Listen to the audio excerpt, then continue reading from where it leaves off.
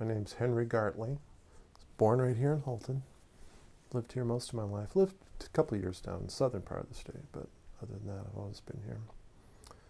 And I am going to tell you a story about telling stories. We always ate at the supper table at home, and my father was a Canadian. He came across just from Watson Settlement, just across the border, and my mother was an English war bride. Dad was in World War II, and brought Mum back when he came back from the war. And they did end up both being naturalized and moving across here to Houlton. So both my sisters were born in Canada. I was the only one born in the U.S. So. But we always ate at the supper table, and my parents always told stories, and either about the old days in Watson Settlement, growing up on the farm, stories about the war, although he never talked about the bad parts, just the comical parts usually. And my mother would tell stories about growing up in England. And I'm so thankful for that. I love all those stories. And when my dad got really elderly, he just passed away at age 99 this past February. And I used to take him out of the nursing home on Sundays. We'd go for a drive, and I would hear the same stories over again, and never got tired of hearing any of those. They were just awesome and really precious. So I have a lot of respect for the oral history and these old stories. One that sticks in my mind, and it does actually have to do with Houlton here, is my grandfather. These were hard times. As near as I can tell, this would have been in the 20s. My dad was born in 1917, and he was just a little boy when he came across with his father. But they would, he'd put a load of firewood together in the wintertime and then come across the border with a team of horses and a sleigh, and to sell here in Market Square to try to get a little cash, I suppose.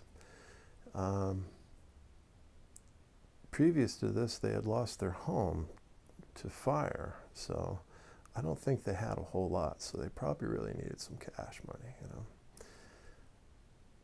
All I could ever think about was how long a day this must have been, because even though they took a shortcut through the woods, I mean, it still had to be a 2 or 3 hour sleigh ride. It was a ways. And there was a place Dad remembered in the woods on what I remember as being the Davis farm, but somewhere on the border where they would stop, and there were other people, and they'd have a fire, and they'd talk, and then move on. They'd get over here. Well, so true to Market Square, the name of Market Square, there were people selling things there, whether it was potatoes or firewood. And of course, you didn't run right out early in the day and buy your firewood, because you'd probably get a better price on it come 3 o'clock when it was starting to get a little dark. And this one particular day that Dad remembered was nobody wanted to buy the wood. And so the best he could do was he traded it for 2 coats for my dad and his twin brother, Henry. And that's what he went back home with. So I suppose it was better than going back home empty-handed. But I don't think that was what the plan was. So it had to have been a 12 or 13 hour day by the time they sledded over here, sat in the square, hoping to sell their firewood, and then going all the way back. I'm sure they didn't want to take that load of wood back home, so that's what they ended up doing. But that's just one story that my dad told me many, many times, and I appreciated them all, and glad I still have them. Oh, she was very well accepted into Houlton, and of course when she first came over, she came to New Brunswick, because that's where my dad was living at the time, right over here in Watson Settlement. It's right next door. And and she came home before my dad came home, because he wasn't released. So then she steps off the train, and here's my dad's identical twin brother standing there, and all the Gartley clan. And I mean, I'm sure she was nervous. She was just a young girl.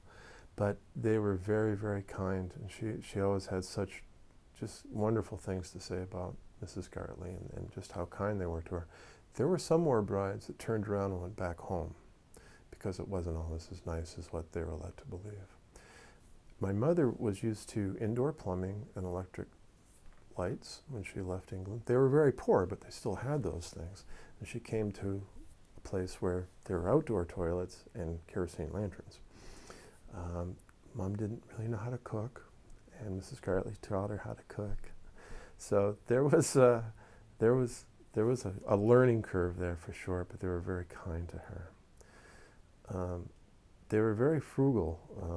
I wish I could be as good with money as they were.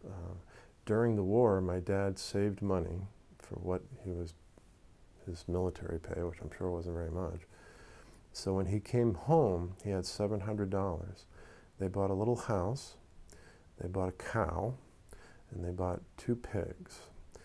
And they raised one and sold one, and his father helped him cut firewood that fall, and they were ready for housekeeping.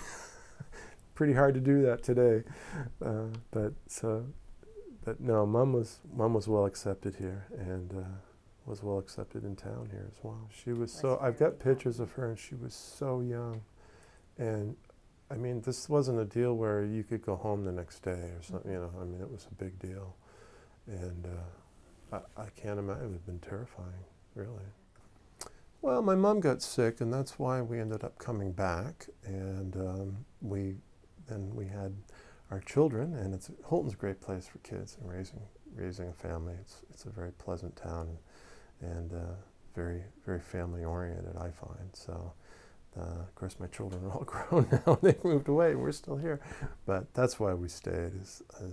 We raised our family here, and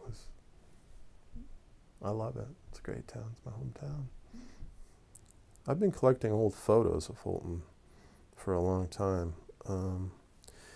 I started off, I went through I'm a member of the Elks Lodge, which is right next door here, and there's about 5 different interior shots of that building that are in postcards, and I decided that I wanted to have one of those each. I really liked those. So as we went away, we would vacation a lot down on Route 1 in Coast of Maine, and there was always like little flea markets around it. So I started looking for these. Well, I didn't always find them, but I would find all these Houlton postcards, which were like amazing. It's like, these are great. So I started collecting postcards, and the one card that I've always wanted was the one of the lodge room, because it was really beautiful, and then it had been all redone back in the 70s, and that's still, to this day, it's the only one that I don't have and can't seem to find. But I became kind of obsessed, I guess would be the word, with just old photos of Houlton, and started posting a lot of things online, and people were, really enjoy that and enjoy looking at the photos. And then I was asked to be on the board of the museum, and it was a pretty good fit for me, and we've enjoyed digitizing some of the photos, and I keep finding amazing things, and I still get really excited when I find something that I hadn't seen before.